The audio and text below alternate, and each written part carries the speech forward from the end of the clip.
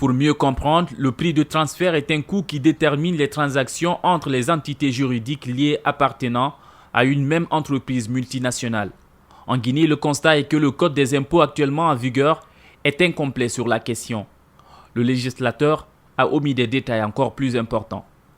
Donc la première étape pour bien répondre au problème des prix de transfert, c'est de s'assurer que le cadre juridique est complet, c'est-à-dire de faire une vraie référence au principe de pleine concurrence, d'avoir dans la législation générale et dans les textes d'application suffisamment de détails pour donner aux sociétés des règles claires sur l'application des règles de transfert qui sont ensuite facilement suivies par la direction générale des impôts. La planification fiscale a pour but de réglementer les prix de transfert intersociétés et de faire en sorte que le pays puisse bénéficier de la rente issue des ressources minières. La déclaration de la documentation complète sur les transactions entre les filiales devient de facto une obligation.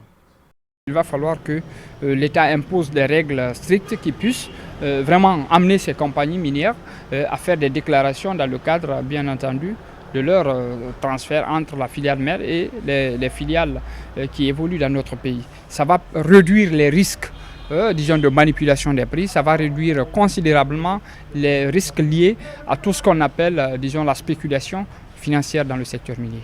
Le manque de textes d'application ou de directives en la matière a de lourdes conséquences. La révision du cadre fiscal et l'imposition de pénalités sont indispensables. Il y a des dispositions administratives à prendre pour renforcer la coopération entre les agences de l'État en charge du recouvrement des recettes minières.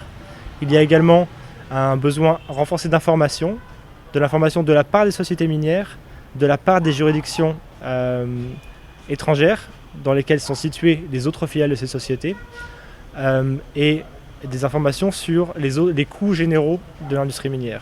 La manipulation des prix de transfert entraîne une évasion fiscale et permet aux compagnies de développer leurs capitaux sans être astreintes au paiement de taux d'imposition.